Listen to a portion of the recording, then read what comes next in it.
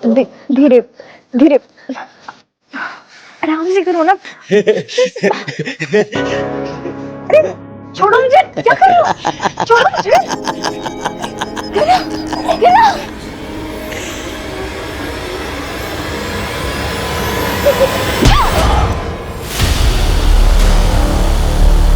साले चले साले, अरे बहुत चर्बी चढ़ी है क्या तुझे? मारो साले को, मारो मारो। सुन, अब यहाँ आया ना तू, तो तुझे काट काट के ना कुत्ते को खिला देंगे।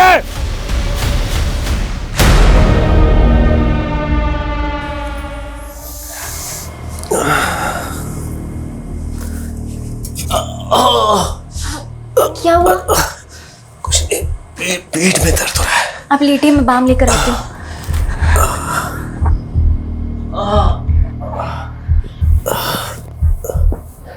कितनी बार कहा है कि भारी सामान मत उठाया कीजिए।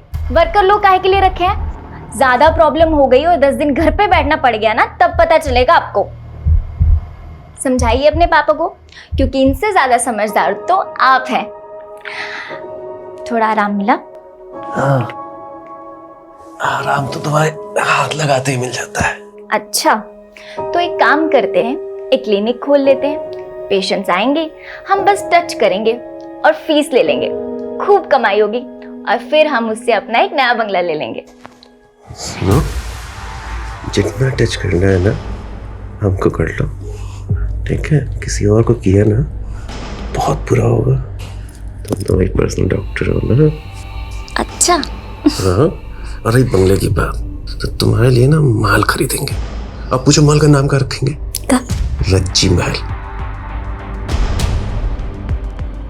सच्ची में?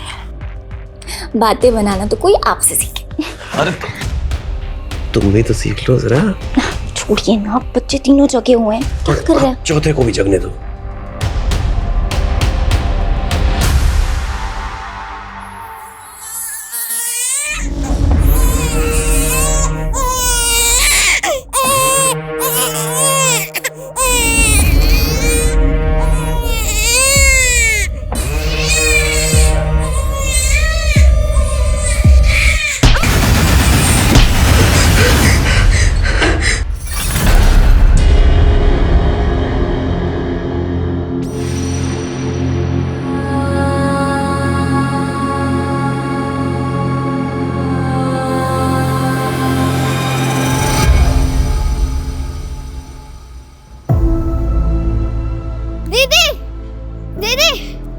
देखो मामला है, आपको खट्टे वाले आम पसंद है ना?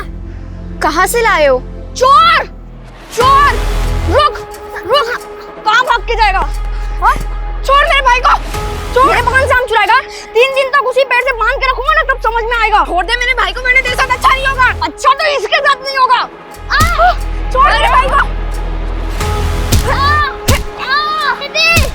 क्या रे, मेरे मकान से आम चुराएगा? मेरे मकान से चल छोटू, चल। अरे सुनिए, क्या कर रहे हो आप? पगला रहे हो क्या? अरे पगला तो इसके बच्चे हैं। रुकिए, बेटा चोरी करता है और बहन खून। अरे भैया, बच्चों का मैटर है, भीड़ गए होंगे। अरे बच्चों का मैटर? मेरे बेटे को 16 टांके आए हैं, हॉस्पिटल में है वो, पता है? अरे तो उसका खर्चा हम दे रहे हैं ना। अरे रखो अपना खर्चा, हम बता रहे हैं अगर हमारे बेटे को कुछ हुआ ना, पूरे परिवार में तुम्हारे मातम छाएगा, फिर वही तुम्हें खर्चा करना सबके। ए भैया जी, ए चुप रहो। नहीं तो अभी क्या, अभी सबका खोपड़ी फोड़ देंगे, बता रहे हैं। अरे का मार मुरा दोगे क्या इन्हें? हम कह रहे हैं ना आपसे, हम इन्हें समझाएंगे। अरे समझाओ मत, इनको बताओ। जैसे कुत्ते को बांध के रखते ना पट्टे से, अपने बच्चों को बांध के रखे, नहीं तो बता रहे बहुत बुरा होगा। अरे हाँ हाँ चरण भैया, हम समझाएंगे ना, आप जाइए ना, और किसी चीज की कोई जरूरत हो तो बताइएगा। अरे नहीं चाहिए हमें कुछ। कहाँ है दोनों?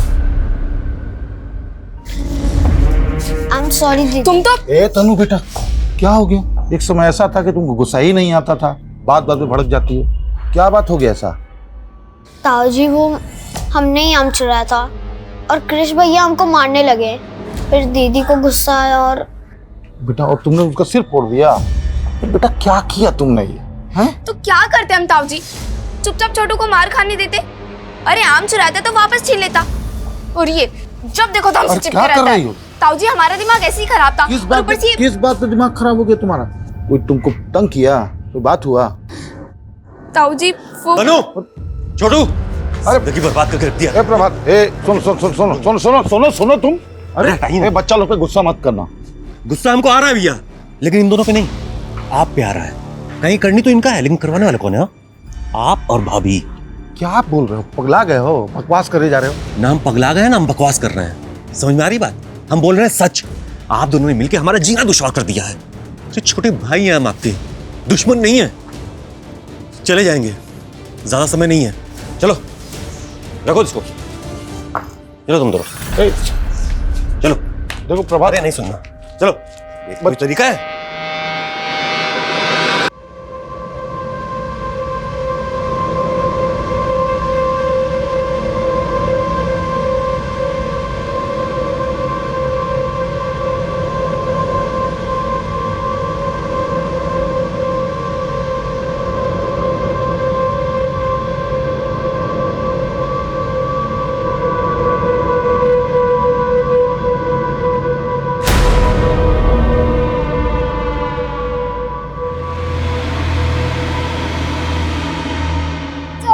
छोड़ो मुझे जाने दो, छोड़ो छोड़ो छोड़ो छोड़ो मुझे, छोड़ो।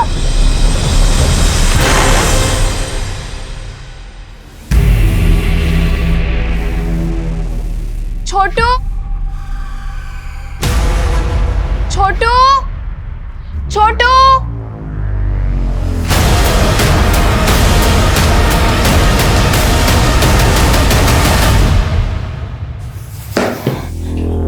इस पे गुस्सा करने से कुछ नहीं होगा। जब तक हम बर्बाद नहीं हो जाते ना, ये सब बंद नहीं होने वाला। कहाँ मिला है तुमको? घर के बाहर। जब से ये सब मिलने लगा है ना कुछ गलत होता जा रहा है।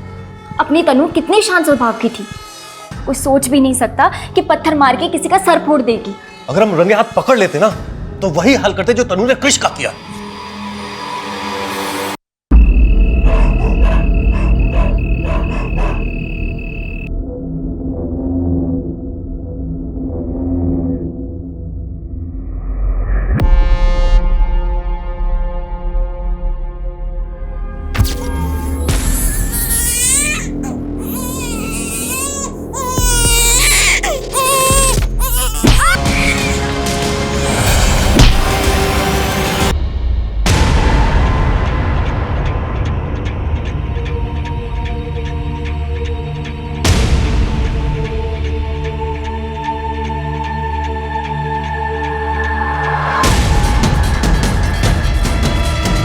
माय गॉड सर, ये पूरे क्राइम सीन को सील कर दो।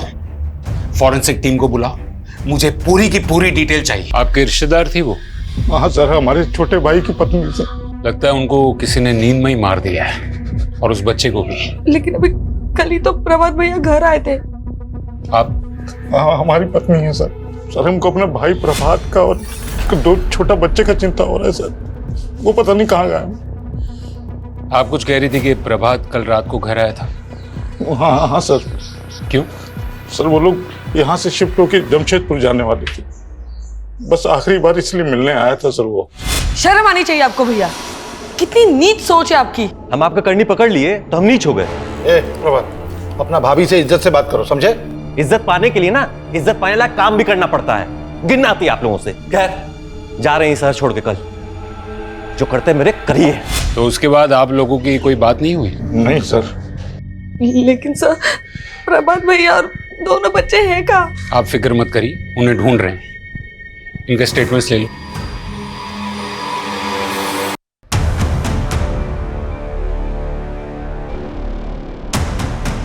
सर ये देखिए। बेटा बेटा, आराम से आराम से। इसकी बहन कहाँ है? कविता। सर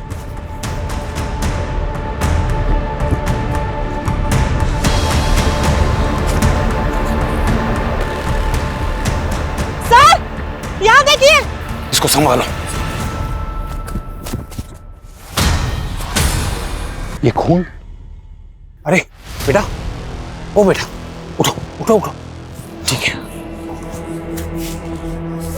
छोटू का है, छोटू का है, छोटू का है, छोटू छोटू ठीक है, छोटू ठीक है। अनिल, प्रिया, ये देखो आगे। छोटू तुम ठीक हो? तुम ठीक हो?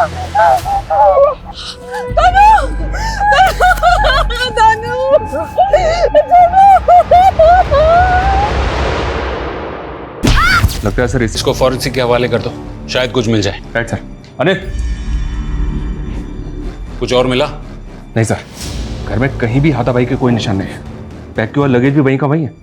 ऐसा लगता नहीं कि कुछ भी चोरी हुआ है। इसका मतलब है जिसने भी मारा है वो मारने के इरादे से ही आया था। मकसद चोरी नहीं बल्कि इनका मर्डर ही था। Right sir. मनीष, उस लड़की ने जरूर कुछ न कुछ देखा है।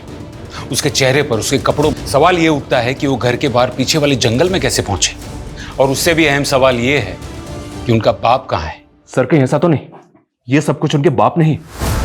इस वक्त कुछ भी रूल आउट नहीं कर सकते। सर यकीनन लड़की के स्टेटमेंट से बहुत कुछ पता चल सकता है, लेकिन वो काफी सदमे में है। अभी उससे कुछ भी पूछना सही नहीं होगा। कविता, उन दोनों बच्चों को मेडिकल एग्जामिनेशन के लिए भेजो। Yes sir.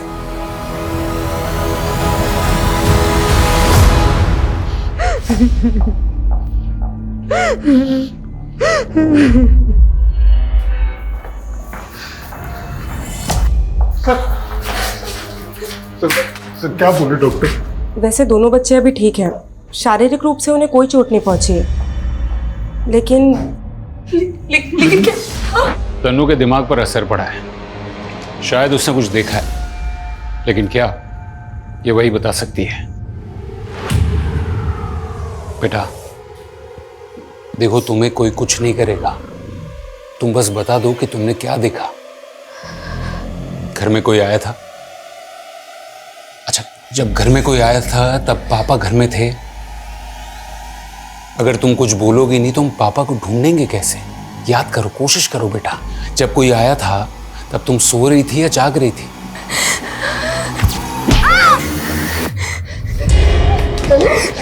तनु क्या हुआ था?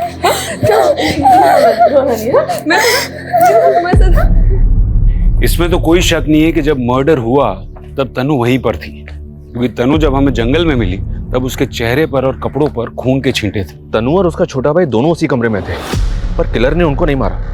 मेरा मतलब सर, दो चश्मदीद गवाहों को जिंदा छोड़ दिया। या तो किलर उनको जानता होगा और वो उनसे इतना प्यार करता होगा कि वो उन्हें मारना नहीं चाहता होगा, यानी कि उनका बाप था। या फिर किलर ने उनको देखा ही नहीं होगा और तनु ने समझदारी दिखाई और वो अपने भाई को लेकर वहां से चुपचाप भाग गई। सर तनु ने अपनी माँ और अपने नन्हे भाई को अपनी आंखों के और इतनी प्रेजेंस ऑफ माइंड दिखाई कि वो अपने नन्हे से भाई को वहां से चुपचाप लेकर निकल जाए और किलर को पता भी ना चले। ये बात समझ में नहीं आया। सर प्रभात और रज्जी का फोन मिला है घर पे। हमने दोनों फोन फॉरेंसिक और साइबर वालों को दे दिए। तनु के लिए काउंसलर का इंतजाम हो गया? यस सर, कल से सेशन स्टार्ट हो जाएगा। छोटू ले बेटा, दूध पी ले। नहीं, छोड़ो। क्या दे रहे तुम मेरे भाई को? क्या हुआ तुमको? क्या हुआ? क्या हुआ बेटा? हाँ? धर्म? पता नहीं, मैं तो दूध लेके आया था छोटू के लिए जो आपने मुझे दिया था। इतने में तनु ने मेरे हाथ से छीन लिया। बेटा ये तुम्हारे मामा है ना? हाँ क्या हो? वो ताई जी, हमें छोटू को दूध पिलाना था। ठीक है, पिला। अरे छोटू दूध पी ले। मैंने क्या किया है? इसी का दिमाग खराब हो।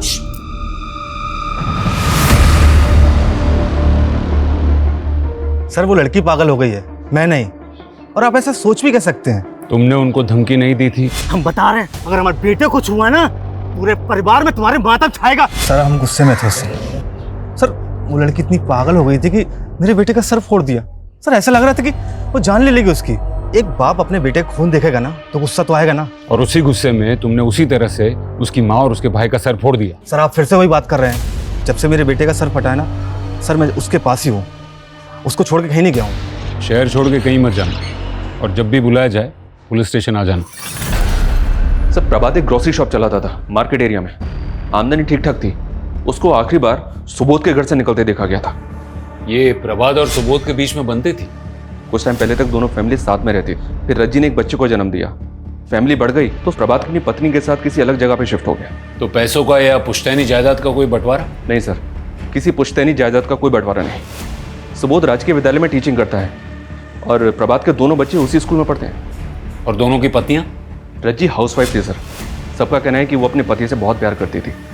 और सुबोध की पत्नी करुणा आयुर्वेदिक नुस्खे बेचती है और बनाती है, मोस्टली शौकिया तौर पर। दोनों के आपस में कोई अनबन नहीं थी। कुछ समझ में नहीं आ रहा है। सिर्फ चरण है जिसके पास ये मर्डर्स का मोटिव है, लेकिन उसका रिकॉर्ड भी एकदम क्लियर है, वो घर में ही था। जब तक ये प्रभात नहीं मिल जाता या फिर तनु कुछ बोलती नहीं, तब तक हम अंधेरे में रहेंगे। ये हो गई तुम्हारे लिए दवाई तैयार। लो लो, पियो पियो पियो पियो पियो पियो पियो, शाबाश। लो और पियो। ये इसे नहीं, तुझे पीना चाहिए। अरे अमन, तू कब आया? जब तू अपनी बेचारी का रोना रो रहा था। मैं कोई रोना नहीं रो रहा हूं, मैं अपनी जिंदगी में बहुत खुश हूं, अपनी खुशबू के साथ। देख रहा हूं मैं कितना खुश है तू। शादी करके घर बसाना चाहता था, सुंदर सुशील पत्नी चाहिए थी तुझे, और ससुराल वालों ने पकड़ा दिया ये डैमेज पीस। ए, तमीज में रहो, समझे? मेरे तमीज में रहने से क्या तेरी किस्मत बदल जाएगी? मुझे देख, नो रिस्पॉन्सिबिलिटी, नो बंदिश। सुबह से लेकर शाम तक ऐश करता हूँ और रात को डबल ऐश करता हूँ। देख अमन, जब तक तुझे बर्दाश्त कर रहा हूँ, किसी दिन मेरा दिमाग घूम गया ना। तुम में से अमन कौन है? जी मैं हूँ। क्या हुआ? तुमसे कुछ बात करनी है। मैम, एक भी महीना ऐसा नहीं था कभी मेरी तनख्वाह देरी हुई हो। अच्छे इंसान थे मतलब? मतलब हैं, अच्छे इंसान हैं।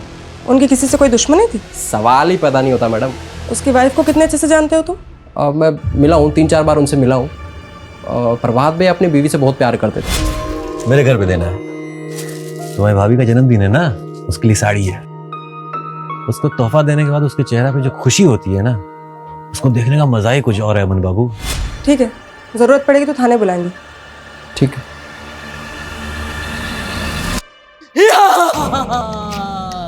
मैं ड्रैगन हूँ, मैं सबको खा जाऊंगा। मुझे सिर्फ छोटू की हंसी रोक सकती है, नहीं तो मैं अमर हूँ। और जैसे जैसे छोटू की हंसी बढ़ती जाएगी, वैसे वैसे मेरी शक्ति कम हो जाएगी।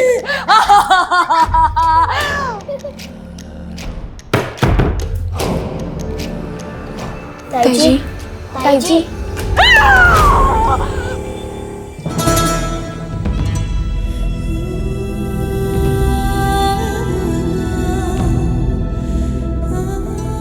सुबोध जी, लगता है आपकी वाइफ इन बच्चों से बहुत प्यार करती है।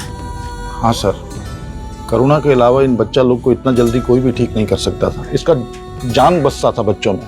और प्रभात की? मेरा मतलब है प्रभात भी इन बच्चों से उतना ही प्यार करता था। सर, जितना आप करुणा का प्यार देख रहे हैं ना, उससे कहीं ज्यादा। प्रभात का पूरा जिंदगी बच्चा लोग और रज्जी के इर्द गिर्द घूमता है सर। अगर ऐसा है तो फिर ये प्रभात गायब कहाँ हो गया? हम जान रहे हैं सर आप क्या बोलना चाहते हैं, लेकिन हम पूरा विश्वास के साथ कह रहे हैं कि जो कुछ हुआ है ना, इसमें प्रभात का कोई हाथ हो ही नहीं सकता है सर। या तो प्रभात खुद ही कोई मुसीबत में फंस गया है, या वो रज्जी के पास। सर, रज्जी के फोन से कुछ मीडिया डिलीट किया गया था, उसे रिट्रीव किया जा रहा है। रज्जी और प्रभात के कॉल रिकॉर्ड्स भी आ गए हैं। इनको ना तो किसी अननोन नंबर से कॉल आया था, ना ही इन्होंने किसी को कॉल किया है। इनफैक्ट सिर्फ 2 कॉल्स प्रभात को दुकान से आए थे, बाकी सारी कॉल्स उनके आपस में ही है सर। सर पोस्टमार्टम रिपोर्ट आ गई है। तनु के कपड़े पे जो खून के छींटे, सर वो रज्जी के खून के छींटे थे। इसका मतलब है जब मर्डर हुआ तब तनु 100% वहीं थी। और सर पोस्टमार्टम रिपोर्ट में वही आया जैसा हमने सोचा था। सर क्राइम सीन पे जो पत्थर मिला था, सर मर्डर उसी पत्थर से किया गया है, लेकिन सर कोई फिंगरप्रिंट या फिर डीएनए रिट्रीव नहीं हो पाया। सर रज्जी पे 4 से 5 बार उस पत्थर से वार किया गया है और बच्चे पे 1 बार। इसका मतलब है मारने वाले के दिमाग में बहुत ज्यादा नफरत भरी हुई थी। सर इसी वजह से पत्थर पे इतना ज्यादा खून था कि कोई फिंगरप्रिंट नहीं मिल पाया। और कुछ अनयूजुअल? यस सर, रज्जी के साथ रेप भी हुआ था, लेकिन उसके मरने के बाद। व्हाट? लाश के साथ रेप? मतलब नेक्रोफिलिया? मतलब ये बंदा मुर्दों के साथ सेक्स करता था। बच्चों के लिए काउंसलर आ रहे हैं ना? Yes sir. देखो बेटा, हम जानते हैं कि आप बहुत दुखी हो, लेकिन उस किलर ने आपके छोटे भाई गोलू को बहुत चोट पहुंचाई है ना, और आपकी माँ को भी ना। बेटा, उस आदमी ने जब आपके छोटे भाई को और आपकी माँ को मारा तब आप वहीं थी ना? क्या हुआ था वहां? आपने उस आदमी की शक्ल देखी थी ना?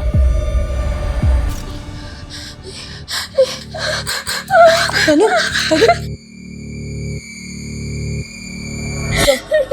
प्लीज, अभी तनु बहुत डरी हुई है, हम बाद में पूछताछ करेंगे।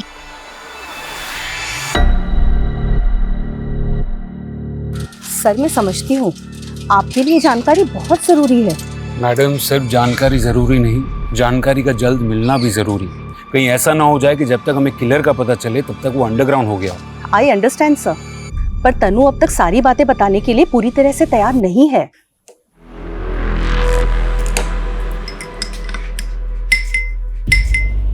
ताई जी, आप ये दूध में क्या मिला रही हैं? बेटा, ये जड़ी बूटी है ताकि तुम दोनों को अच्छे से नींद आए और खासकर तुम्हें बुरे सपने ना आए। ताई जी, हमको बहुत डर लगता है। इसीलिए तो दवाई दे रही हूँ, सारा डर खत्म हो जाएगा। अब चलो चलो बेटो, यहाँ पे चलो। गुड गर्ल, ये लो, और पूरा खत्म करना है, ठीक है ना? पियो पियो पियो। Good boy.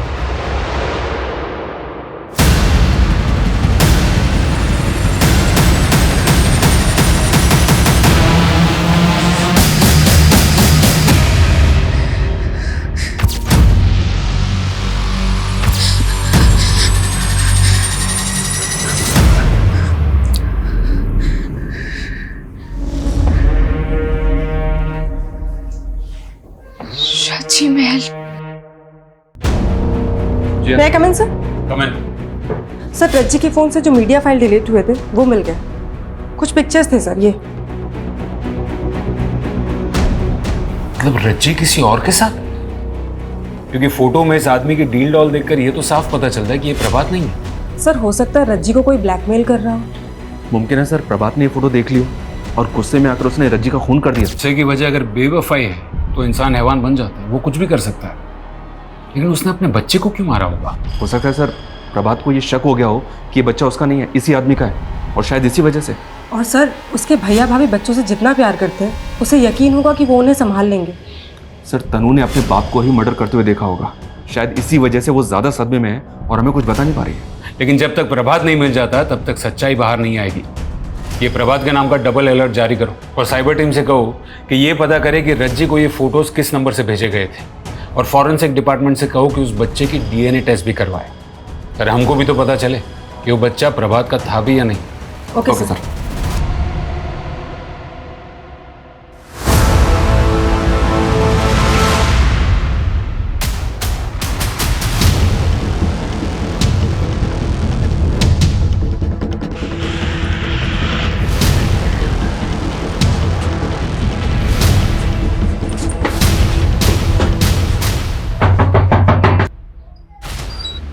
अमन कहाँ है? समीर कौन है? चल अरे, अरे सर, मैंने क्या किया सर? अभी थोड़ी देर में तो खुद बताएगा कि तूने क्या किया है। सर, पर हुआ क्या? सर सर सर लेके तूने रज्जी को फोटो भेजे थे ना? सर, मैंने नहीं भेजे, हो सकता है मेरे फोन से किसी और ने भेज दिया। तूने रज्जी को फोटो भेजे थे कि नहीं? सर, मैंने भेजे थे। वो प्रभात भैया ने एक बार मुझे अपने घर भेजा था किसी काम के लिए। भाभी जी,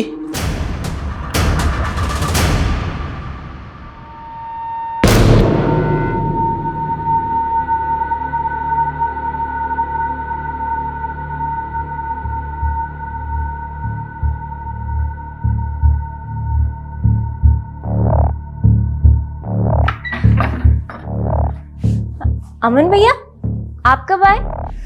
अभी कुछ देर पहले, जब आप अपने कपड़े पहन रही थी। ये क्या बकवास कर रहे हैं आप? विश्वास नहीं होता आपको? हाँ? ये देखिए, अच्छी है ना वीडियो? डिलीट कीजिए नहीं तो। अरे ऐसे कैसे डिलीट मार दें? हाँ, अभी आपने सब कुछ दिखाया है तो हम भी तो कुछ दिखाएंगे। तो पहली बार था सर, और मैं अब हर बार मौका ढूंढता था। मुझे जब भी मौका मिलता था मैं वहां पहुंच जाता था। हमने उनको ब्लैकमेल जरूर किया था, लेकिन ये सब कुछ नहीं किया। बाकी के 2 बच्चों को क्यों छोड़ दिया? सर हम सच कह रहे हैं, बच्चे को और भाभी को मैंने नहीं मारा। ये सब किसने किया मुझे नहीं पता। लेकिन तनु को पता है, उसने देखा था तुझे। अच्छा बेटा, बताओ ये कौन है?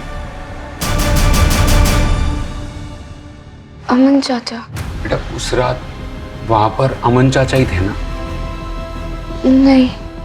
बेटा ठीक से याद करो, उस रात वहां पर अमन चाचा ही थे ना? उन्हीं ने तुम्हारी माँ को और तुम्हारे भाई को मारा ना? नहीं, अमन चाचा नहीं थे वहां पे। सर अमन का कहना है कि प्रभात को उसके और रज्जी के बारे में कुछ पता नहीं था। जाहिर है, क्योंकि अगर प्रभात को पता चला होता और उसी वजह से उसने रज्जी को मारा होता तो वो अमन को भी नहीं छोड़ता। सर बच्चे की डीएनए रिपोर्ट आ गई। गोलू प्रभात का ही बेटा था, तनु और छोटू का सगा भाई। सर हम इस केस के तकरीबन हर पहलू को इन्वेस्टिगेट कर चुके हैं। ना तो हमें अभी तक कातिल मिला है और ना इस कातिल के बारे में कोई क्लू मिला है। You right. अब तक हम इस केस के हर पहलू की तहकीकात कर चुके हैं, सिवाय एक। शुरू से हम सुनते आ रहे हैं कि प्रभात और रज्जी जमशेदपुर शिफ्ट हो रहे हैं। कहीं ऐसा तो नहीं है कि इस वारदात की जड़ें वहीं से उगी हों?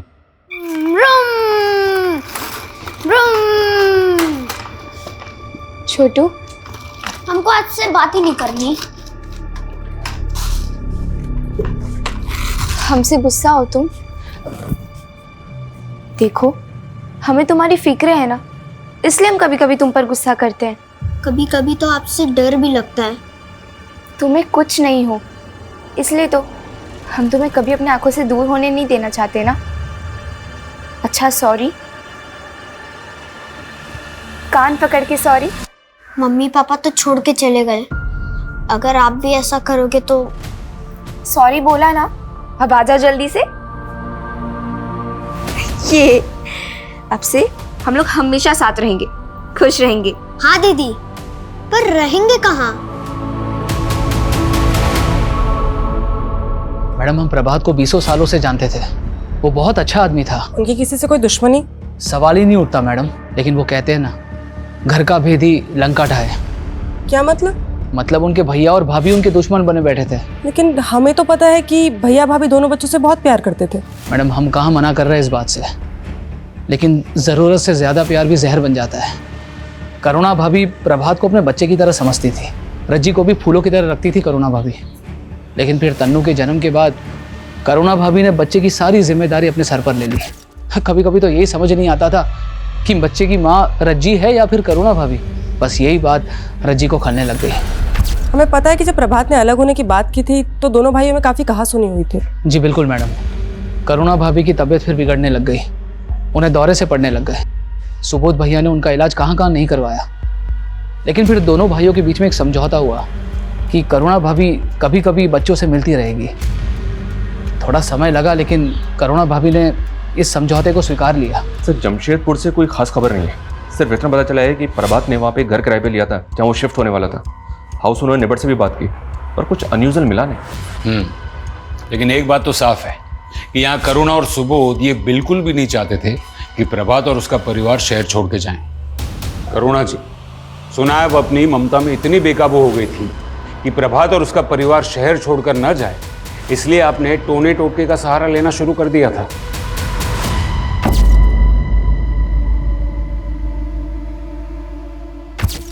देखिए, जितना जल्दी सच बोलेंगे ना उतना बेहतर रहेगा तुम दोनों के लिए। सर हम अपना करुणा को टूटते हुए नहीं देख सकते थे सर, इसमें हमारा जान बसता है। और अगर ये मां नहीं बन सकती है तो इसमें इसका क्या गलती है सर? और क्या किया इसने? बस बच्चा लोगों को प्यार किया है ना सर। आप बताइए, बच्चा लोगों को प्यार करना कोई कानूनी जुर्म होता है क्या? और सर बात सिर्फ उनके यहाँ जाने की नहीं थी, तनु की मानसिक स्थिति ठीक नहीं रहती थी, उसे नजर लग गई थी और वो बहुत चिड़चिड़ करने लगी थी। इसलिए मैंने सोचा कि अगर मैं काला जादू करूंगी तो वो थोड़ी ठीक हो जाएगी। आखिरी बार जब प्रभात तुमसे मिलने आया तब तुम्हारी उससे लड़ाई हुई थी? नहीं सर, हम अपना भाई से कभी लड़ ही नहीं सकते थे, वो तो थोड़ा कहासुनी हो गया था। ए प्रभात, अपना भाभी से इज्जत से बात करो, समझे? इज्जत पाने के लिए ना इज्जत पाने लायक काम भी करना पड़ता है। वो सब भूल गया था सर, वो सब कुछ भूल गया था जो हम उसके लिए किए थे। वो बस हमसे पीछा छुड़ाना चाहता था। और इसीलिए तुमने उसकी जान ले ली। उन दोनों बच्चों को छोड़ दिया जिससे तुम्हारी पत्नी को लगाव था, लेकिन उस मासूम बच्चे की जान ले ली जिसे रज्जी ने अपने करीब रखा था। और फिर अपने बदले की आग में तुमने रज्जी की लाश के साथ भी। क्या बोल रहे हैं सर आप? कितना घिनौना इल्जाम लगा रहे। सर कैसी बातें कर रहे हैं आप? सर हमने ऐसा कुछ नहीं किया, मैं कह रही हूँ ना, हमने कुछ नहीं किया है सर, कुछ नहीं किया है। इनके खिलाफ हमारे पास कोई सबूत नहीं है। सर तनु इनके ही घर में रह रही है, कहीं ऐसा तो नहीं कि इनके डर से वो कुछ नहीं कर रही? अनीश वो उनकी गाड़ी में, सिर्फ शक के बिना पर हम कोई कदम नहीं उठा सकते। फिर भी उन पर 24 घंटे नजर रखो। कमाल है, हर कोई ऐसा कह रहा है कि हत्याकांड के कुछ दिनों पहले से ही तनु अजीब बिहेव कर रही थी। वो अपने छोटे भाई के लिए वो क्रिश पर जानलेवा हमला भी कर दी। आखिर एक 10 साल की बच्ची में इतना अग्रेशन किस बात का? अरे वाह तनु बेटा, आज तो आपके चेहरे पे न गुस्सा है न डर। अच्छा एक बात बताओ, दुनिया में आप सबसे ज्यादा किससे प्यार करते हो? छोटू से। छोटू से? वो है ही इतना प्यारा, तभी तो आप छोटू को सबसे बचाते ही रहती हो, है ना? उस दिन भी आपने छोटू को बचाने की कोशिश की ना, इसीलिए आपने पत्थर से कृष का सर फोड़ दिया ना। इसका मतलब कोई भी छोटू को अगर तकलीफ देने की कोशिश करेगा तो मैं उसका सिर फोड़ दूंगी। सर तनु का केस थोड़ा पेचीदा है। उसे अपनी माँ की मौत देखने का, अपने भाई की मौत देखने का, अपने बाप के लापता होने का दुख तो जरूर होगा, पर उससे भी ज्यादा सदमा उसे छोटू को कुछ हो जाने के डर का है। इसका मतलब है कुछ ऐसा हुआ होगा जिसे तनु को लगे कि छोटू को खतरा है। वो छोटू को लेके अब भी इतनी पॉजिटिव है कि किसी को भी उसके करीब जल्दी जाने ही नहीं देती। जिस खतरे से तनु अपने भाई को बचाना चाहती है, क्या वो खतरा उसकी माँ और भाई की मौत से जुड़ा हुआ है, या फिर उसके डर की वजह कुछ और ही है? और क्या ये खतरा अब भी कायम है? ये अब क्या बना रहे हो दीदी? ये रज्जी महल है, ये पापा ने हमारे लिए बनाया। यहाँ आंगन में होगा झूला, और फिर यहाँ से ऊपर जाने के लिए हमारे कमरे में होगी सीढ़ी, और हमारे कमरे में होगा एक गद्देदार बेड जिसमें तुम खूब उछलोगे, है ना? हाँ। माँ पापा भी वहाँ होंगे? क्या वो हमारा इंतजार कर रहे हैं?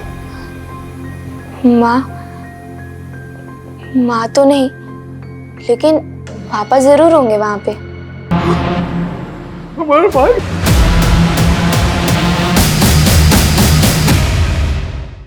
सब प्रभात की मौत हुई 12 दिन पहले, और उसकी डेड बॉडी मिली है अभी 2 दिन पहले। पोस्टमार्टम में मौत की वजह? सर पे चोट। मतलब वैसे ही जैसे रज्जी और उसके बच्चे को मारा, लेकिन मर्डर के लोकेशंस अलग अलग हैं। जिस जंगल में प्रभात की लाश मिली, हो सकता है किलर ने प्रभात को उसी जंगल में मारा, वहाँ डंप किया और फिर प्रभात के घर चला गया। इसका मतलब है मनीष कि वो दोनों बचे हुए बच्चों को भी मारने की कोशिश करेगा। हमें तनु के बारे में और जानकारी निकालनी होगी। उसकी मानसिक स्थिति इस वारदात के पहले कैसी थी, उसका बिहेवियर, उसके दोस्त, सब कुछ। सर पूछताछ में पता चला है कि सुबोध ने स्कूल जाना शुरू कर दिया, जबकि हमें अभी ही प्रभात की डेड बॉडी मिली है। तनु की तो स्कूल में सबसे अच्छे स्टूडेंट्स में गिनती होती थी सर, और स्कूल के सारे स्टाफ को बड़ा दुख हुआ था ये सब जानकर। अच्छा, इस घटना से पहले तनु के साथ कोई हादसा हुआ था क्या? मेरा मतलब है कुछ ऐसा जिससे वो डर गई थी? नहीं सर, तनु के साथ तो ऐसा कुछ भी नहीं हुआ था। हाँ, लेकिन छोटू के दोस्त के साथ एक दुर्घटना जरूर हुई थी। क्या हुआ था? छोटू के दोस्त को सांप ने काट लिया था और बेचारे की डेथ हो गई थी। नाम क्या था उसका? रोहन। तनु, छोटू, सुनिए, आपने तनु और छोटू को देखा क्या? क्यों, क्या हुआ? पता नहीं कहाँ चले गए।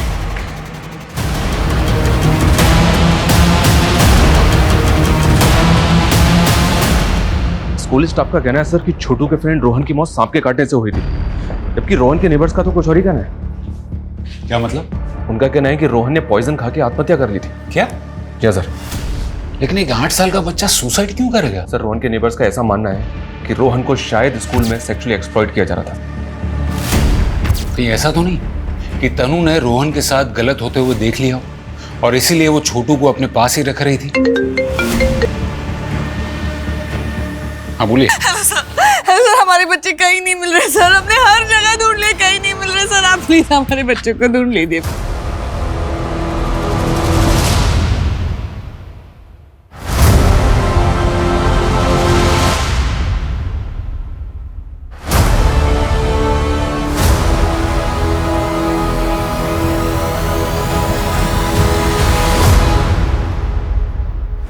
मॉलेस्टेशन? सर मैं यकीन के साथ तो नहीं कह सकती, लेकिन एक आदमी को देखा गया है स्कूल में जो अक्सर बच्चों के काफी करीब रहता था।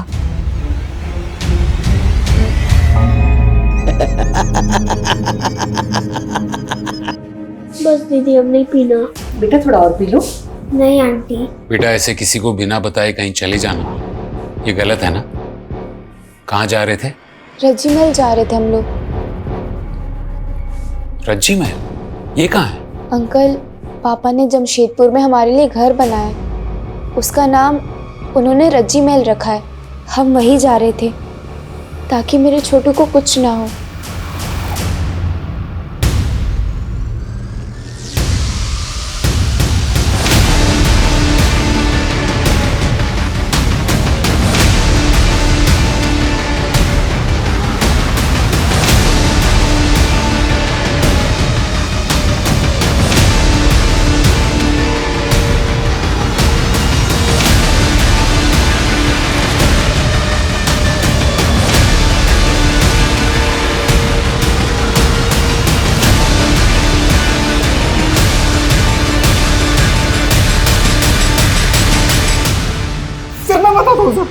मैं सब कुछ सच बताता हूँ, मारिए मत सर। चल बोल।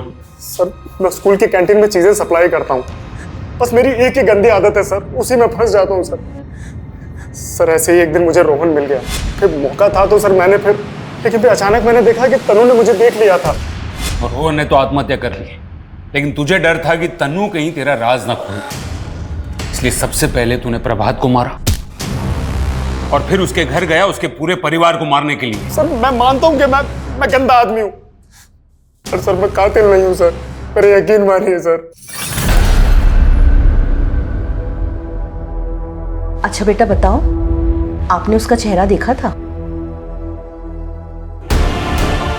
कौन था वो? बताओ बेटा, कौन था वो? क्या वो धर्म मामा थे या कोई और? मुझे इसी बात का डर था। तनु का दिमाग उस हादसे की याद को दबाने की कोशिश कर रहा है। हमको उसका चेहरा याद नहीं है, एकदम याद नहीं है। अगर वो कह रही है कि उसे कुछ याद नहीं, तो वो झूठ नहीं बोल रही, बल्कि उसका दिमाग उसके साथ खेल रहा है। उसका ब्रेन उसे ये सोचने पे मजबूर कर रहा है कि छोटू की जिंदगी की सलामती ही उसके लिए सबसे ज्यादा जरूरी है। हमें उसे थोड़ा और वक्त देना चाहिए। अमन, सुबोध और धर्म, ये हमारे 3 सस्पेक्ट्स हैं। अमन और धर्म सेक्सुअल ऑफेंडर्स की लिस्ट में आते हैं और वो हमारी हिरासत में। अमन और धर्म ने बाकी सारी चीजों को मान लिया है, लेकिन ट्रिपल मर्डर से साफ इनकार कर दिया है। फॉरेंसिक भी धर्म के फेवर में है। किसी ने भी उसे प्रभात के घर आते जाते देखा नहीं है, यहाँ तक कि उसकी फोन की लोकेशन भी वहां की नहीं है। ये रैंडम किलिंग भी नहीं हो सकती सर, क्योंकि प्रभात को उसके घर में नहीं मारा गया। इसका मतलब साफ है, प्रभात को मारने वाला उसको और उसकी फैमिली को अच्छी तरह से जानता था। बिल्कुल, उसने पहले प्रभात को मारा होगा और फिर वो उसके घर गया होगा। रात का वक्त था, इसलिए जाहिर है सब लोग सो रहे होंगे और इसलिए वो दीवार फांद कर कुंडी तोड़कर घर में घुसा होगा। उसे कहीं विश्वास था कि तनु और छोटू कुछ नहीं बता पाएंगे, इसलिए रज्जी और छोटे बच्चे को मारने के बाद वो उन दोनों के पीछे भागा नहीं, ना ही उन्हें ढूंढने की कोशिश की, बल्कि मरी हुई रज्जी का रेप करने लगा। ये ट्रिपल मर्डर को अंजाम देने वाला घर में सिर्फ और सिर्फ अपने दिमाग के फितूर को शांत करने आया था। अपने नेटवर्क को और भी ज्यादा एक्टिवेट करो, खबरियों की मदद लो और ये जानने की कोशिश करो कि उनकी फैमिली में दूर दूर तक ऐसा कोई रिश्तेदार है जिसकी सेक्सुअल दरिंदगी की हिस्ट्री हो। Okay sir. Okay sir.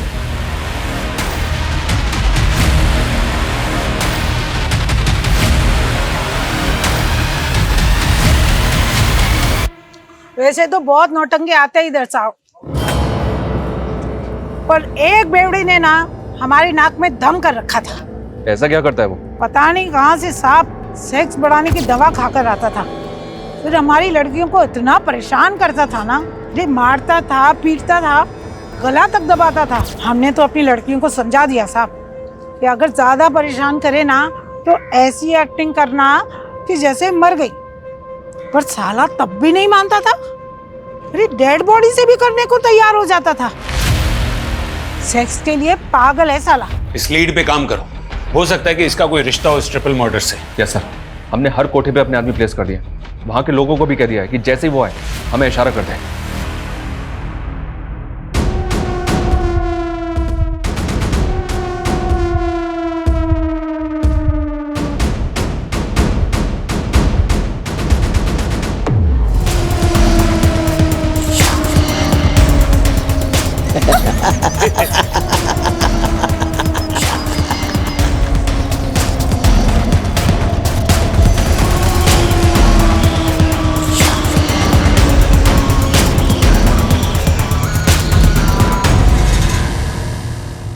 Sameer Sheikh, अमन का बड़ा भाई। नहीं सर, नहीं सर, नहीं सर। चल बोल। अमन ने मुझे रज्जी के साथ वाला वीडियो दिखाया था। रज्जी बहुत सुंदर थी। मैं उसे हर हाल में पाना चाहता था, भले ही एक रात के लिए सही। लेकिन वो लोग शहर छोड़ के जाने वाले थे, तो मैंने भी उम्मीद छोड़ दी थी। फिर उस रात जब मैं अपने काम से वापस लौट रहा था, तब मैंने प्रभात को देखा। प्रभात के घर गया।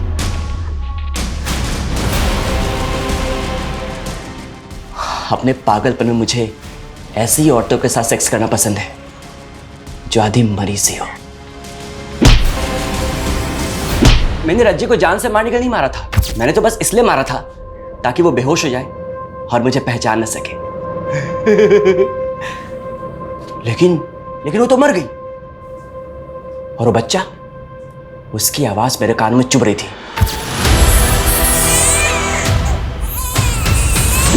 मैं उन दोनों बच्चों को भी मारना चाहता था, पर पता नहीं वो लोग कहाँ गायब हो गए। इतनी हैवानियत, इतनी दरंगी।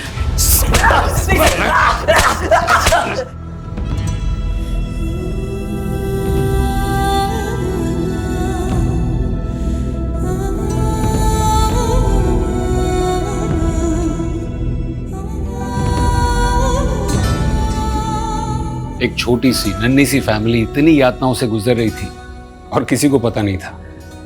एक तरफ अमन रज्जी को ब्लैकमेल करके सेक्सुअली एक्सप्लॉइट कर रहा था, तो दूसरी तरफ तन्नू ने जब पता किया कि उसके छोटे भाई के दोस्त के साथ दुर्व्यवहार हो रहा था, तो वो अपने भाई को बचाने की कोशिश में लग गई। दोनों ने सेम गलती की, बात को छिपा कर रखी। अगर रज्जी ने आवाज उठाई होती या तन्नू ने भी आवाज उठाई होती ना, तो या तो यह हादसा होता ही नहीं, या फिर कातिल बहुत पहले पकड़ा जा चुका होता। और रही बात समीर की, तो न सिर्फ अपनी सेक्स की ताकत बढ़ाने की दवाइयों का डबल डोज ले रहा था, बल्कि अपनी पत्नी को गलत दवाइयां देकर एक जिंदा लाश बनाकर रख रहा था, ताकि वो अपने सेक्सुअल इरादों को उसके साथ जी सके। हर बीमारी का इलाज होता है, अगर सही समय पर पहचान ली जाए तो। अगर हम अपने प्रॉब्लम्स को छिपाने के बजाय उसे शेयर करें, सही लोगों तक पहुंचने की कोशिश करें, तो बड़े से बड़ा हादसा होने से टल सकता है।